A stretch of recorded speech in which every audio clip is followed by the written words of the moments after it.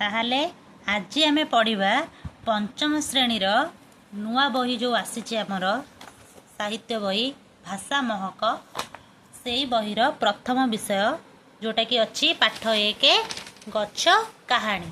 अच्छा गच्छ कौन करे? गच्छ आम पई अति जरूरी आम समस्ते जानिचे। गच्छटारू आम सब किछि पाउचे ना नहीं।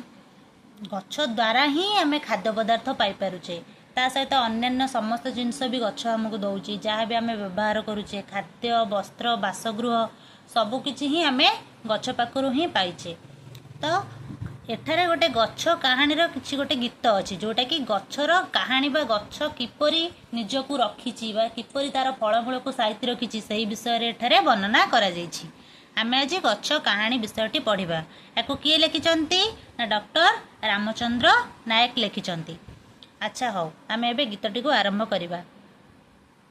नरम गलारे गच्छटी कहई सुण रे भौणी भाई फल खाइबाकू बड़ा इच्छा मन आपत्ति मोहर नाही। नरम गला माने कौन?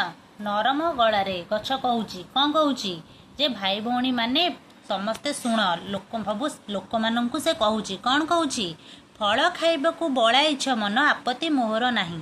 तमे माने फल खाइबाकू जदि मन करिछ बड़ा इच्छा मन माने कौन इच्छा करिबा।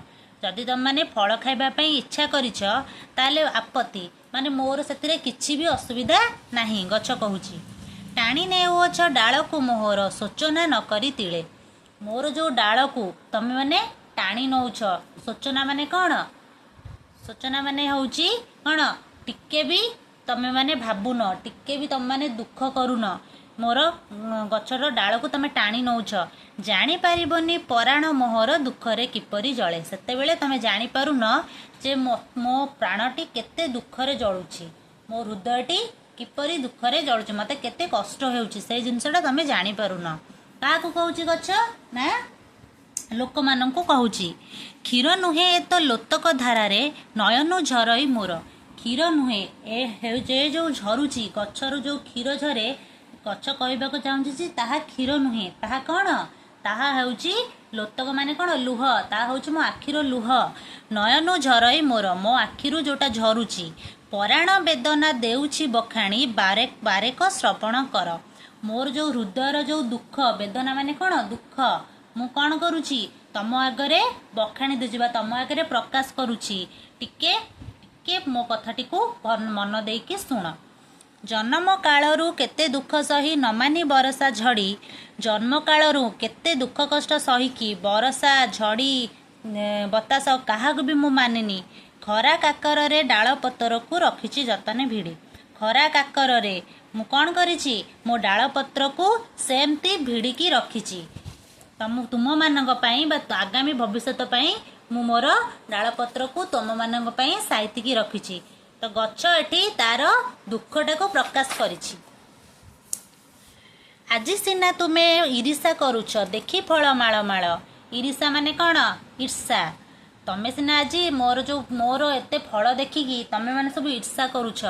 जानी पारिबनी ए रूप मोहर केते साधनार फल। तमे माने जानी पारिबनी ए जो रूपटी मते मिलिछि मोर एते सुंदर रूप मते मिलिछि एटा होछि मोर बहुत कष्टर फल मते मिलिछि मु बहुत कष्ट सहिछि ए रूप पई।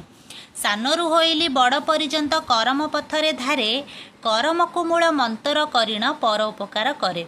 सानरू मु बड़ हेली जेते बेले सानरू बड़ हेबा पर्यंत मु मो कर्म पथरे कौन कली ना सबू दुख कष्ट सहिकी सानरू बड़ हेली।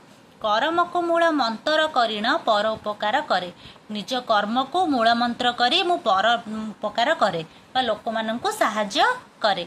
चेर मूल ठारू डाल पतर रे फूल फल आदि करी छाई रे आसरा देइछि सबिंकू बकल हृदय चिरी। चेर मूल ठारू डाल पत्र फूल फल इत्यादि सबू मु देइछि आउ कौन देइछि ना सबिंकू निजर हृदय चिरिकी मु छाई रो आश्रा देइछि।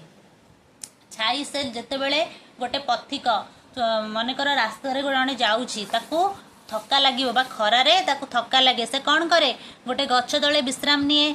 तो सेति पई गच्छ कहूछि जे मु लोक माननकू छाई मध्य प्रदान करे।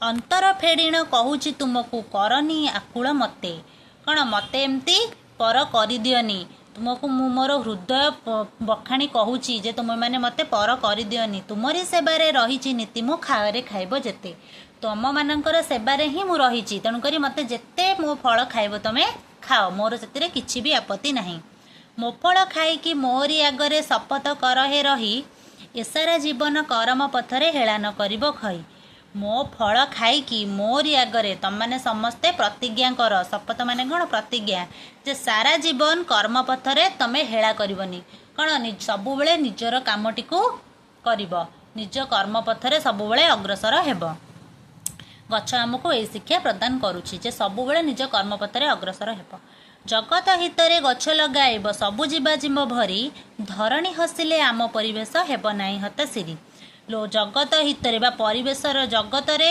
रहुतबा जीवजंतु पशुपक्षी सेमानकर हित लगी आमे कौन करिबा गछ लगाइबा जेमती कि सबुआड़ सबुजिमा भरीजिब आउ जदि आम पृथ्वी हसिब धरणी माने पृथ्वी हसिले आम परिवेश केबे भी हतश्री हेब नाही हतश्री माने कौन आम धरणीर केबे भी दूर अवस्था आसीब नाही सबु बेले धरणी भल खुशी रे हसिब तो आमे एतरु कौन जानले जे गछ आम पई बहुत जरूरी ना नहीं से बहुत दुख कष्ट सही आम पई तार फलमूल को साइतिकी रखिछि आगामी भविष्य में जमिति आमको कौनसी असुविधार सम्मुखीन करने को न पड़े आउ गछ द्वारा कौन हुए गछ आमर बहुत उपकार रे लगे गछ द्वारा कौन हुए वर्षा हुए ना नहीं वायुमंडल ठंडा रहे वर्षा हुए आ कौन हुए ना गछ द्वारा ही आमे कौन करूँ आमर सब घर सब जिनस पत्र आसबास पत्र जमती ड्रेसिंग टेबुल खट आलमीरा चेयर एगुरा सब आम करें